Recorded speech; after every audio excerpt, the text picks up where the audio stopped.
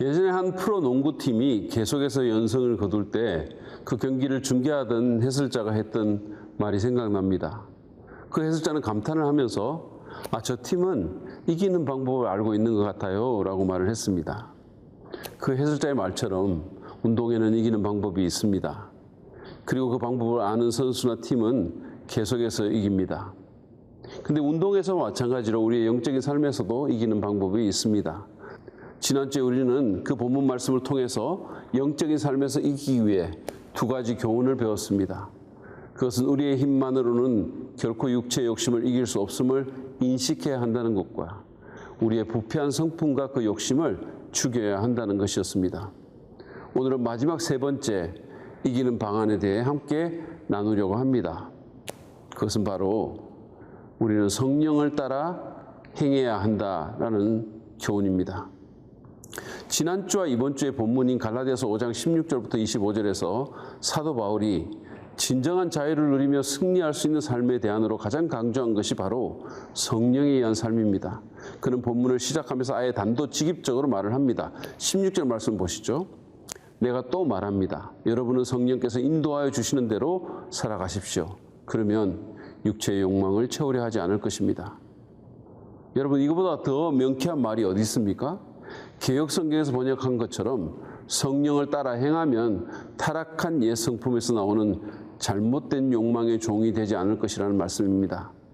여기서 성령을 따라 행하라는 말은 계속해서 성령을 쫓아서 살아가라는 뜻입니다. 근데 그게 다가 아닙니다. 바울은 계속해서 성령에 대해서 말합니다. 한 절 건너서 18절 말씀도 보시죠. 근데 여러분이 성령의 인도하심을 따라 살아가면 율법 아래에 있는 것이 아닙니다. 성령의 인도하심을 따라 살면 죄의 능력뿐 아니라 율법의 얼금에는 힘으로부터도 벗어날 수 있다는 말입니다. 그리고 본문의 마지막 절인 25절도 성령에 대해서 말합니다. 보시죠. 우리가 성령으로 삶을 얻었으니 우리는 성령이 인도해 주심을 따라 살아갑시다.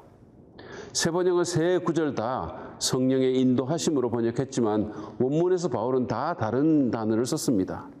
25절에서는 군대의 행진을 지칭하는 단어를 사용했는데 성령과 보조를 맞추어 행진하라는 뜻입니다. 성령과 연합하며 조화를 이루며 살라는 것이죠.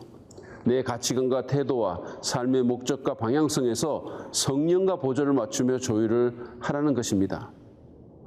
우리가 계속해서 성령의 인도하심을 따라 살며 그분과 보조를 맞추며 행하면 어떤 일이 벌어질까요? 바울은 22절, 23절에서 우리 삶의 성령의 열매가 맺힌다고 말씀합니다. 한번 보시죠. 그러나 성령의 열매는 사랑과 기쁨과 화평과 인내와 친절과 선함과 신실과 온유와 절제입니다. 이런 것들을 막을 법이 없습니다. 이게 앞에서 묘사한 육체의 행실 또는 옛 성품의 일과 얼마나 다른가를 보십시오. 바울은 성령의 열매라는 표현을 썼습니다. 열매는 만들어지거나 조작되는 것이 아니라 상당한 시간 동안의 유기적이고 생명력 있는 과정의 결과로 맺히는 것입니다. 우리가 믿음으로 성령님을 따라 살 때, 성령님의 음성에 순종하며 그분께서 내 삶에 역사하시기를 허락할 때 이런 아름다운 성품의 열매가 맺히는 것입니다. 여기서 성령의 열매로 제시된 것들을 간략하게 한번 살펴보시죠. 가장 먼저 사랑, 오늘로는 아가페입니다. 이 사랑은 하나님뿐 아니라 다른 사람을 향한 신자의 사랑을 뜻하는데 이는 성령을 통해 그의 마음에 부어진 하나님의 사랑에 근거합니다.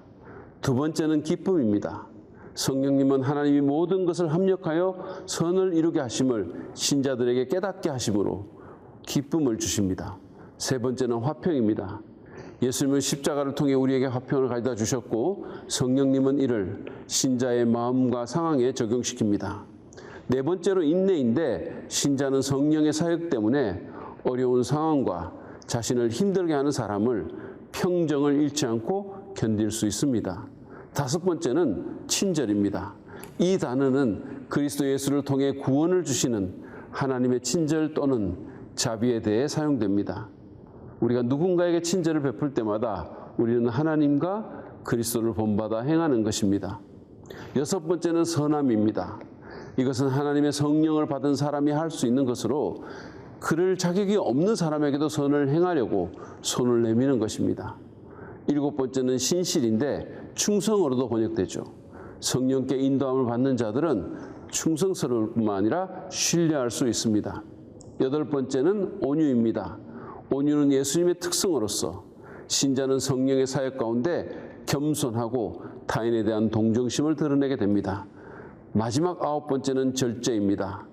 육체의 욕구에 지배받지 않고 성령의 지배를 받는 자는 죄악된 인간의 욕망을 제어하고 통제할 수 있는 능력을 받게 됩니다.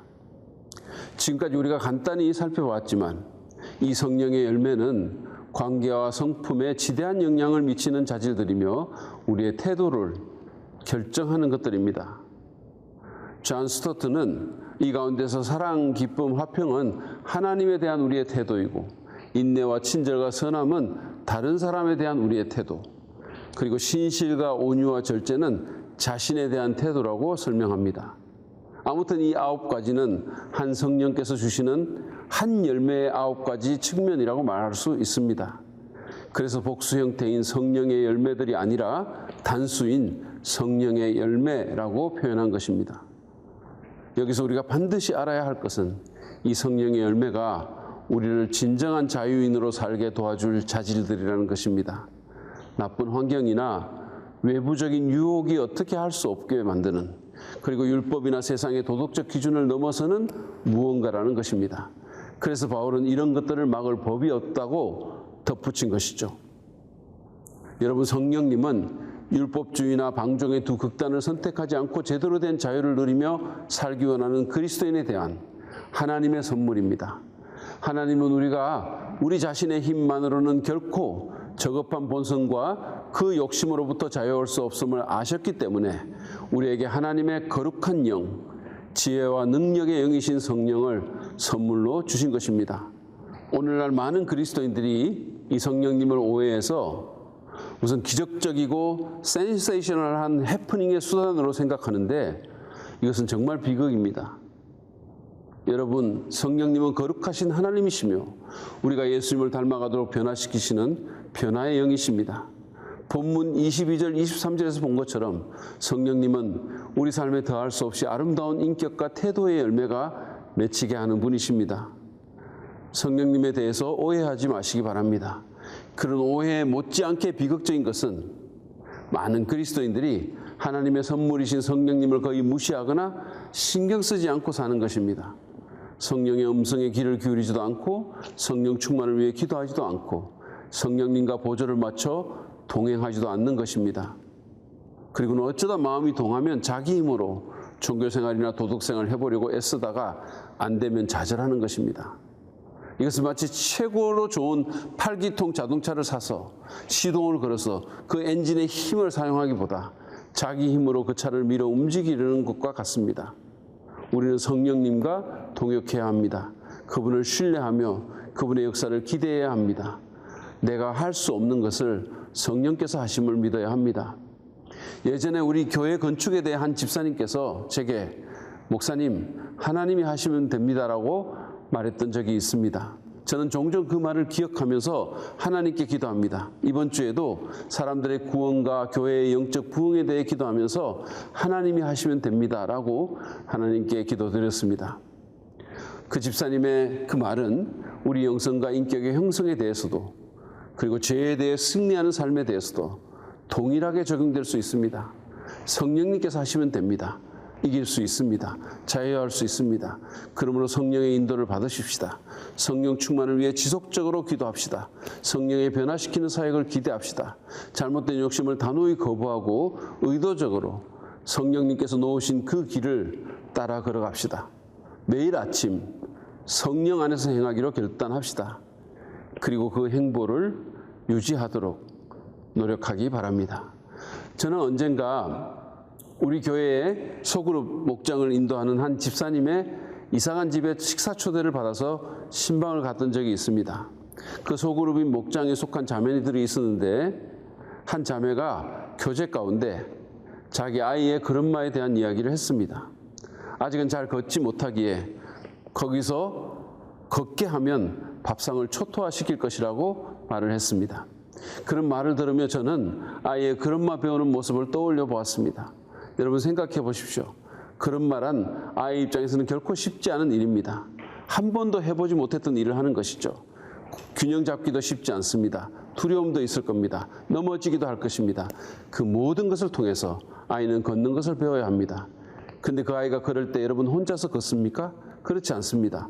엄마가 붙들어 줍니다. 때로는 앞에서 손을 내밀고 그 앞으로 오라고 격려합니다.